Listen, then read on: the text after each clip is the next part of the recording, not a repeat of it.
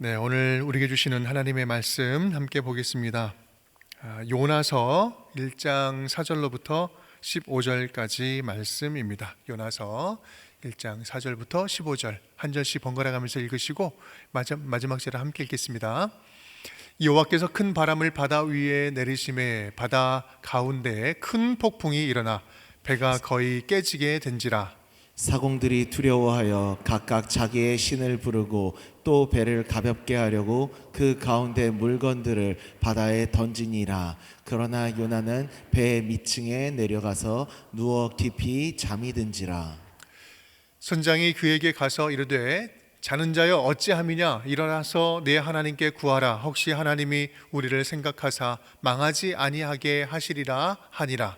그들이 서로 이르되 자 우리가 제비를 뽑아 이 재앙이 누구로 말미암아 우리에게 임하였나 알아보자 하고 곧 제비를 뽑으니 제비가 요나에게 뽑힌지라.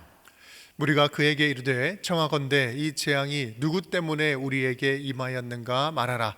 내 생업이 무엇이며 내가 어디서 왔으며 내 나라가 어디며 어느 민족에 속하였느냐 하니, 그가 대답하되 나는 히브리 사람이요 바다와 육지를 지으신 하늘의 하나님 여호와를 경외하는 자로라 하고, 자기가 여호와의 얼굴을 피함인 줄을 그들에게 말하였으므로 무리가 알고 심히 두려워하여 이르되 네가 어찌하여 그렇게 행하였느냐 하니라.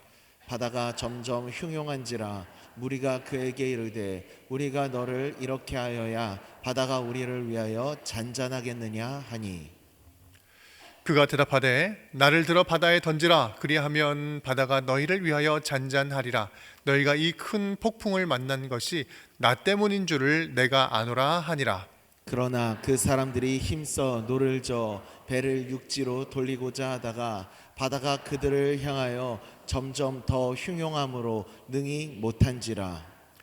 무리가 여호와께 부르짖어 이르되 여호와여 구하오니 이 사람의 생명 때문에 우리를 멸망시키지 마옵소서. 무죄한 피를 우리에게 돌리지 마옵소서. 주 여호와께서는 주의 뜻대로 행하심이니이다 하고 요나를 들어 바다에 던짐에 바다가 뛰노는 것이 곧 그친지라. 아멘. 아멘. 하나님의 은혜와 계획하심 가운데에 우리 거룩함이 군정교회 사교구를 섬기게 되는 한성민 목사입니다. 하나님의 은혜와 평안이 우리 모든 우리 가정 가운데 함께 있기를 주님의 이름으로 간절히 축복합니다. 오늘 말씀을 통하여서 특별히 우리에게 주신 하나님의 사명, 특별히 하나님께 주신 그 그리스도인으로서의 사명을 다시 한번 깊이 묵상하며 그 말씀 앞에서 순종하며 하나님과 동행하는 저와 여러분의 삶이 되시기를 주님의 이름으로 간절히 축원합니다. 성도님도 혹시 WWJD라는 운동을 들어보신 적이 있으십니까? WWJD 아마 처음 들어보실까요? 네, 이 WWJD라는 그 운동을 풀이하면요, 제가 영어 써서 죄송합니다. What would Jesus do? 예수님이라면 어떻게 하실까라는 운동이었습니다. 사실 이 운동은 1990년대 미국 복음주의에서 시작되었습니다. 모든 일들 가운데에 예수님이라면 어떻게 하실까? 내가 선택하고 내가 행동하고 내가 말하고 나의 모든 사역 가운데에 예수님이라면 어떻게 하셨을까라고 생각하면서 그 모든 사역들을 감당하면서 전 세계적으로 큰 부흥이 일어났었던 운동이었습니다. 한번 곰곰이 생각해 보시기를 바랍니다. 내가 하루를 살아가면서 내가 선택하고 내가 말하고 내가 행동하는 이 모든 사역 가운데에 예수님이라면 어떻게 생각하셨을까? 우리는 신앙생활하면서 우리가 목적과 방향에 대해서 깊이 묵상을 합니다. 바로 예수 그리스도를 닮아가는 삶, 바로 하나님의 그 은혜 가운데에 예수 그리스도를 닮아가는 삶이 우리의 삶의 신앙의 목적이자 방향이지만, 때 우리는 살아가면서 이 세상의 풍조와 역량 가운데에 합리화를 하기 시작합니다. 성도님들, 합리화가 무엇입니까? 이 합리화란 단어를 사전에서 찾아보면 어떤 일을 행한 다음에 자책감이나 죄책감을 벗어나기 위해서 그 행동을 정당화하는 것을 말합니다. 우리가 그리스도인으로서 하나님의 말씀 가운데에 올바로 살아가야 되고 그 말씀의 기준으로 살아가야 되는 것이 분명하지만 때로는 이 세상의 풍조와 방향과 목적이 이렇기 때문에 어쩔 수 없다라고 합리화하면서 살아가는 저와 여러분들의 모습이 보일 때도 있습니다. 성도님들, 분명한 것은 하나님께서 원하시는 것, 어느 시대인든지 그리스도인으로서 구별되어 주신 사명을 온전히 감당하는 것, 이것이 바로 이 세상과 환경 가운데에 영향을 받지 않고 참된 그리스도인으로서 살아가는 은혜인 줄 믿습니다. 세상은 분명히 우리의 판단력을 더 흔들리게 만들 것입니다. 합리화하도록 만들 것입니다. 그러므로 영적으로 깨어있어 하나님의 말씀 가운데에 우리의 삶을 점검하며 하나님의 뜻을 온전히 이루어드리는 저와 여러분의 삶이 되시기를 주님의 이름으로 간절히 축원합니다. 우리가 함께 묵상한 이 본문의 말씀, 너무나 잘 알고 있는 요나입니다. 요나가 누구입니까? 바로 구약시대에 하나님께서 직접 세우신 북이스라엘의 선지자입니다. 우리가 말씀을 묵상하면 선지자의 사명은 무엇일까요? 하나님의 말씀을 받고 그 말씀을 정확하게 선포하는 것, 하나님의 뜻과 섭리를 대언하는 자가 바로 선지자가 감당해야 될 사명입니다. 따라서 구약의 선지자들은요, 하나님의 뜻을 해석하는 자가 아니라 받은 그 말씀을 가감없이 선포하는 것이 그들의 사명이었습니다. 그러나 우리가 요나서의 말씀을 묵상하면 하나님의 말씀을 받고 그 말씀을 선포하고 대언하는 그 요나의 모습이 아니라 바로 하나님의 명령을 어기고 도망가는 그의 모습을 우리는 보게 됩니다. 결국 하나님으로부터 하나님께 돌아오지만 여전히 하나님께서 니느웨를 사랑하는 것을 못마땅하게 여기며 원망하는 요나의 모습을 우리는 말씀을 통해 바라보게 됩니다. 요나서 1장 2절 상반절의 말씀을 보면 하나님께서 말씀하십니다. 너는 일어나 저 큰 성읍 니느웨로 가서 그것을 향하여 외치라라고 하나님께서는 바로 요나에게 사명을 주셨습니다. 본문 2절을 다시 보면요, 이 니느웨에 대해서 두 가지 사실을 말씀하시는데요, 첫 번째로는 니느웨는 바로 큰 성읍이었다라는 것입니다. 즉 큰 도시라는 뜻입니다. 둘째로는 니느웨는 바로 악한 도시입니다. 하나님의 진노를 받아야 마땅한 도시가 바로 니느웨였습니다. 역사학자들이 말하는 그 당시의 니느웨는요, 세계에서 가장 강한 나라의 수도였을 뿐만 아니라 그 영향력에 있어서 나라를 대표하는 도시라고 말합니다. 그러므로 니느웨는 타락한 세상에 대한 그 상징적인 의미의 장소가 바로 니느웨였습니다. 바로 요나는 죄로 가득한 그 니느웨로 가서 그들을 향하여 하나님의 경고의 메시지를 전하는 사명이 사람에게부터 온 것이 아니라 하나님께서 직접 주셨다는 것입니다. 하지만 하나님의 말씀을 듣고 순종해야 될 요나는 어떤 반응을 보였습니까? 3절 말씀에 이렇게 기록하는데요, 우리가 한 목소리로 함께 봉독하겠습니다. 그러나 요나가 여호와의 얼굴을 피하려고 일어나 다시스로 도망하려 하여 욥바로 내려갔더니 마침 다시스로 가는 배를 만난지라. 여호와의 얼굴을 피하여 그들과 함께 다시스로 가려고 뱃삭을 주고 배에 올랐더라. 성도님들, 우리의 신체 가운데에 나의 감정을 가장 잘 표현할 수 있는 지체가 어디일까요? 바로 얼굴일 것입니다. 성경 말씀을 보면요, 이 얼굴에 대한 표현들이 몇 가지로 나눠져 있는데요, 첫 번째로 이 얼굴을 돌렸다는 의미는 어떨까요? 어린아이한테 뭔가를 이야기하는데 어린아이가 얼굴을 돌려버립니다. 그럼 어떤 표현일까요? 바로 불만족, 바로 이 상황에 대해서 외면한다는 의미일 것입니다. 그럼 성도님들, 얼굴을 구한다라는 표현은 어떤 의미일까요? 하나님의 얼굴을 구합니다. 바로 도움이나 관계의 회복을 의미합니다. 반대로 얼굴을 가리는 것은 관계의 단절이나 슬픔을 상징합니다. 그래서 다윗이요, 가장 두려워했던 것이 무엇일까요? 하나님께서 얼굴을 가리시는 것. 바로 관계 단절에 대한 두려움이 그에게 있었던 것입니다. 세 번째로 얼굴에 드는 것은 무엇일까요? 바로 회복, 무너진 명예가 회복되었다는 의미를 가지고 있습니다. 성도님들, 본문 3절의 말씀을 다시 한번 보면요, 여호와의 낯을 피했다라는 그 말씀이 몇 번이 기록되어 있습니까? 2번이 기록되어져 있습니다. 요나는 하나님의 얼굴을 피하였다. 그 피하여서 도망가고 있습니다. 그의 도망은 단순히 그 부르심에 대한 자신의 부족함을 인정하는 그 표현이 아니라 하나님에 대한 불순종, 불만의 표시였던 것입니다. 이처럼 요나가 하나님의 말씀을 거역하고 도망하는 이유는 무엇입니까? 바로 니느웨가 멸망당하기를 원했던 것입니다.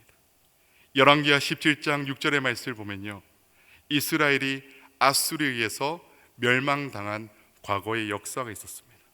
그렇기 때문에 이 아수르의 바로 수도인 니느웨가 구원받는 것, 아마 그에게는 용납할 수 없었습니다.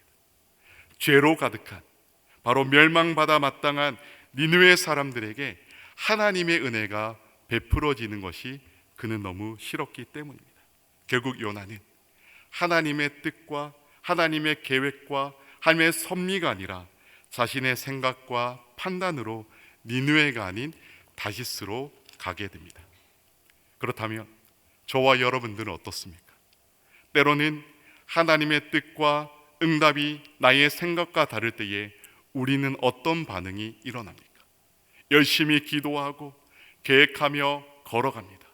그러나 하나님께서 원하시는 뜻과 나의 방법과 계획이 달라진다면 우리는 어떤 반응을 보이고 있을까요? 분명한 것은요, 모든 역사의 주관자가 하나님이라는 사실입니다. 그러면 우리는 하나님의 그 절대 주권을 인정해야 됩니다. 현실에 있어 보면요, 항상 의로움이 승리하는 것처럼 보여지지 않습니다. 악한 행위가 당장 벌을 받는 것도 아닙니다. 오히려 정반대 현상이 우리 주변에 얼마나 많이 일어나고 있습니까? 오히려 악한 자들이 더 잘 되는 것을 보면서 우리는 때로는 한탄하기도 합니다. 하나님이 왜 침묵하고 계실까? 그러나 성도님들, 하나님의 역사는 과거에서부터, 창세 전부터 잠시도 멈추지 않고 계속하여 일하시는 줄 믿습니다. 요나서 1장의 말씀의 핵심은 무엇입니까? 하나님의 그 명령, 말씀을 받은 요나, 그러나 그 말씀을 불순종하고 그 사명을 떠나버리는 요나의 모습으로 하나님과의 갈등과 그 갈등으로 인하여 관계가 깨어지는 결과를 낳게 되는 것을 보게 됩니다. 이처럼 성경은 하나님과 요나와의 관계를 중점적으로 말씀하고 있습니다.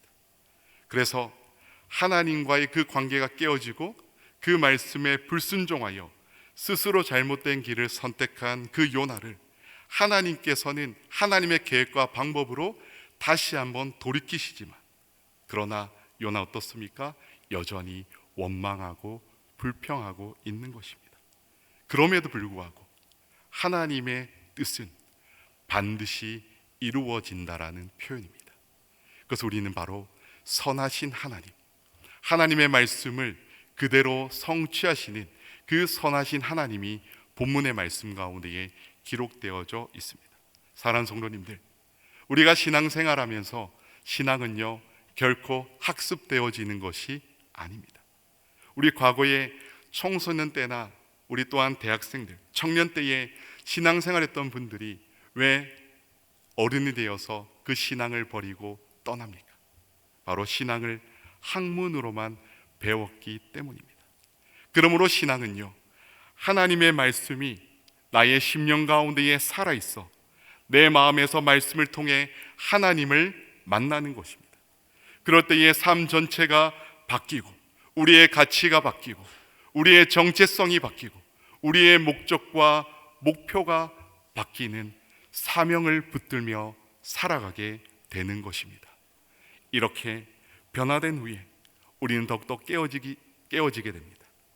하나님께 주신 그 영원한 생명을 소유한 그리스도인으로서 이제는 그 자리에 머물러 있는 것이 아니라 바로 신앙의 성장과 성숙을 경험하게 됩니다. 삶 가운데에 예수 그리스도를 마음 가운데 품고 주님의 마음으로 예수 그리스도를 닮아가기 시작합니다. 예전에 어땠을까요?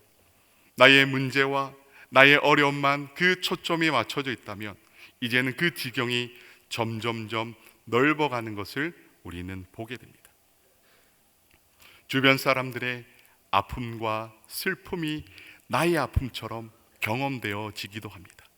예전의 기도 제목인 나를 위한 기도 제목, 우리의 가정만을 위한 기도의 제목이었다면 이제는 점점점 우리의 사랑하는 공동체를 위하여 기도하는 우리의 모습으로 변화되는 것입니다. 이것이 바로 신앙의 성장과 성숙입니다. 로마서 12장 15절 말씀처럼 즐거워하는 자들과 함께 즐거워하고 우는 자들과 함께 울라라. 이 진정한 의미를 비로소 깨닫게 되는 것입니다. 이처럼 진정한 그리스도인의 삶은 자신만을 위한 길을 선택하지 않고 하나님의 마음으로 하나님께 주신 그 공동체를 먼저 생각하는 마음으로 변화되는 것입니다. 우리는 일반적으로 공동체 생활을 하고 있습니다. 우리가 홀로 살아가는 것이 결코 아니죠. 우리는 끊임없는 관계 속에서 살아갑니다. 가정에서, 또 이웃과의 관계 속에서, 사업장에서, 때로는 회사에서 우리는 끊임없이 영향을 주기도 하고 때로는 영향을 받기도 합니다. 때로는 기쁨을 주기도 하고 반대로 고통을 받기도 합니다. 우리의 신앙의 공동체는 어떨까요? 바로 하나님께서는 예수 그리스도 안에서 하나가 되는 힘을 갖게 하는 저와 여러분들의 가운데에 머리된 예수 그리스도의 몸된 지체들로서의 신앙의 공동체를 주셨습니다. 저와 여러분들이 바로 그 구원의 은혜와 감격만을 가지고 살아가는 것이 아니라 하나님께 주신 공동체, 가정과 교회와 직장과 사업장과 이웃과의 관계에서 어려움을 겪고 있는 그들을 향하여 함께 울고 함께 웃으며 그들을 위하여 함께 기도하는 것, 이것이 바로 참된 그리스도인으로서의 삶인 줄 믿습니다. 이런 점에서 건강한 신앙은 하나님과 나 사이의 관계에 우리가 참 많이 신경 쓰지 않습니까? 기도하고 말씀 묵상하고 예배를 드립니다. 하나님과 나 사이의 관계 속에서 우리가 집중하는 것만큼 우리는 누구를 바라봅니까? 우리의 지체들을 바라봐야 할 줄 믿습니다.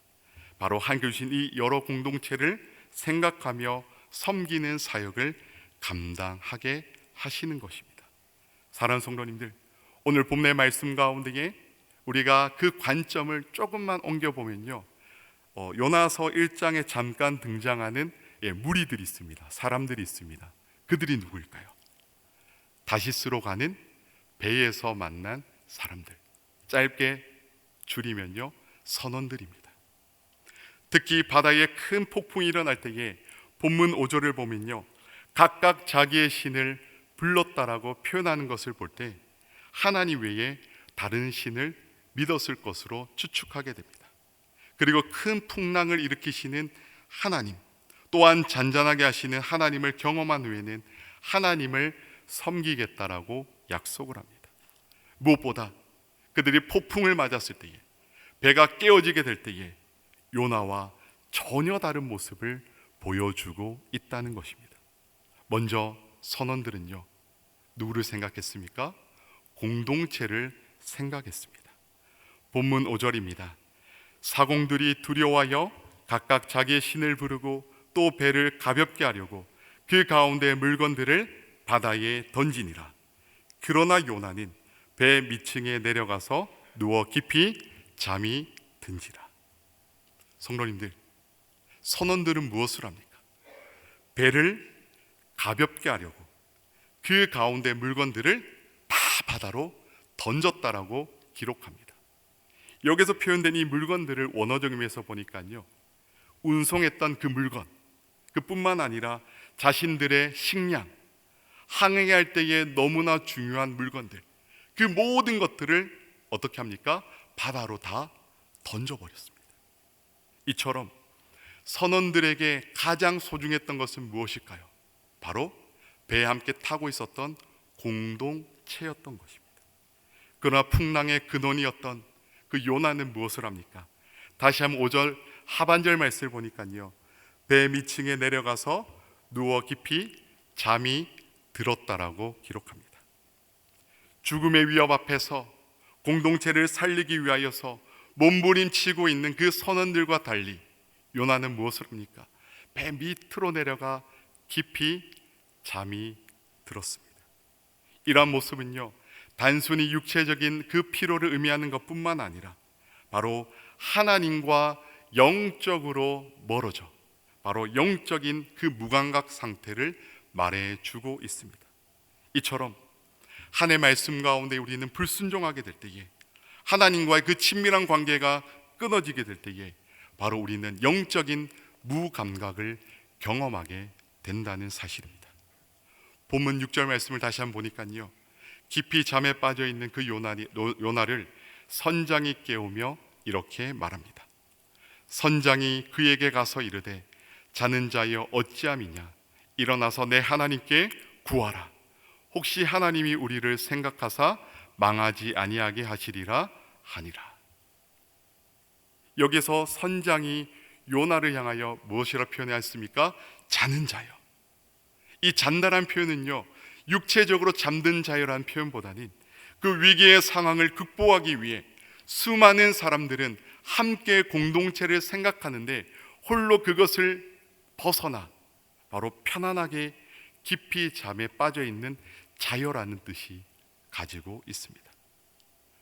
누구보다 영적으로 깨어 있어 하나님의 말씀을 선포해야 될 선지자가 오히려 영적으로 잠들어 여호와를 경외하는 자들과 다르게 하나님의 말씀을 떠나 바로 그들로부터 책망당하는 부끄러운 모습을 보여주고 있는 것입니다. 성도님들, 선장은 요나에게 두 가지를 요구합니다. 첫 번째로는 일어나라. 그리고 두 번째로는 내 하나님께 구하라라는 것입니다. 영적으로 잠자고 있는 그 가운데에 요나에게 영적으로 깨어 있어 바로 요 하나님께 간절히 구하고 부르짖으라라고 권하지만 오늘 말씀을 보면요, 요나는 하나님께 기도합니까? 결코 그렇지 않습니다.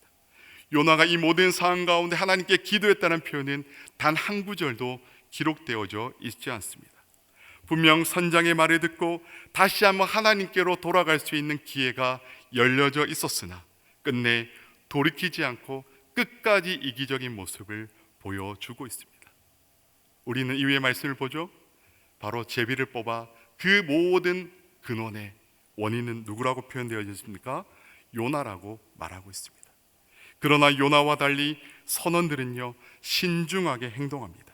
본문 8절의 말씀을 보니까요, 무리가 그에게 이르되 청하건대 이 재앙이 누구 때문에 우리에게 임하였는가 말하라. 내 생업이 무엇이며 내가 어디서 왔으며 내 나라가 어디며 어느 민족에 속하였는가 하니. 사랑하는 성도님들, 만약 저와 여러분들이 이러한 상황이 있다라면 어떻게 표현할까요? 당신 때문입니다. 당신 때문에 이런 어려움이 당했습니다. 아마 감정적으로 접근했을 것입니다. 그런데 성도님들, 이 청하건대란 표현은 어떤 표현일까요? 바로 상대방에 대하여서 예의 바르게 신중하게 표현할 때에 청하건대라고 말하고 있습니다. 누구로 인하여 이런 재앙이 내려져 있습니까? 바로 요나는 그 질문에 대하여서 이렇게 대답합니다. 우리가 본문 9절의 말씀을 다시 한번 함께 봉독하도록 하겠습니다. 그가 대답하되 나는 히브리 사람이요 바다와 육지를 지으신 하늘의 하나님 여호와를 경외하는 자로다 하고. 아멘. 요나는 자신을요 히브리 사람이라고 표현합니다. 또 하나님을 경외하는 자라고 말합니다. 그러니까 그의 모습에 하나님을 경외합니까? 아니요, 그렇지 않습니다. 할 말씀을 완전히 떠나 하나님과의 관계가 끊어진 그 요나의 모습이었지만 끝까지 그는 풍랑 가운데서도 깨닫지 못하고 가식적인 모습으로 그들에게 표현하고 있었던 것입니다. 사랑하는 성도님들, 바로 그리스도인은요 하나님을 경외하는 자입니다. 하나님을 두려워하는 자입니다. 하나님 말씀 앞에 우리는 깨어있는 자를 바로 그리스도인이라는 것입니다. 여기서 표현 가운데 하나님을 경외한다는 표현은요 바로 한순간 일시적인 표현이 아니라 예전이나 지금이나 변함없이 하나님의 그 은혜 가운데에, 하나님과 그 친밀한 교제 가운데에 하나님을 경외하는 자, 두려워한다라고 표현할 때에 바로 하나님을 경외한다라고 표현하고 있습니다. 성도님들, 경외는 곧 두려움입니다. 요나는 스스로 여호와 하나님의 말씀 가운데에 하나님을 경외하는 자라고 표현하지만 정작 그의 삶을 바라보면요 두려워하지 않았습니다. 오히려 여호와 하나님에 대해 전혀 알지 못하는 이방 선원들이 더 두려웠다라는 것을 우리는 말씀을 통해 보게 됩니다.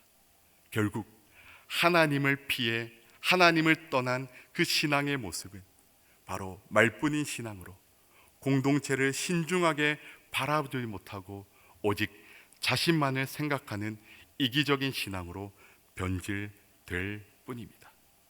오늘 말씀을 통하여 저와 여러분의 삶을 다시 한번 점검하기를 원합니다. 예수 그리스도를 믿는 그리스도인으로서 우리는 어떻게 살아가고 계십니까? 교회 안에서 함께 신앙생활하면서 우리 사랑하는 지체들이 힘들고 어려운 상황 가운데 있는데 우리의 가정은 아무 문제가 없기에 나만 문제 없으면 괜찮아, 우리의 가정만 평안하면 괜찮아 라고 생각하고 있지는 않습니까? 우리의 모든 기도 제목 가운데에 나만을 위한 기도의 제목, 우리의 가정만을 위한 기도 제목을 하나님께 올려드리고 있지는 않으십니까? 오늘 말씀을 통하여 우리의 눈을 돌려 우리 사랑하는 지체들을 다시 한번 바라보기를 간절히 소망합니다. 우리는 신앙생활하면서 가장 많이 듣는 단어 중에 하나는 바로 은혜일 것입니다. 은혜는 전적인 하나님의 사랑, 무조건적인 하나님의 사랑, 자발적인 사랑을 은혜라고 표현합니다. 우리는 하나님의 은혜를 입은 그리스도입니다.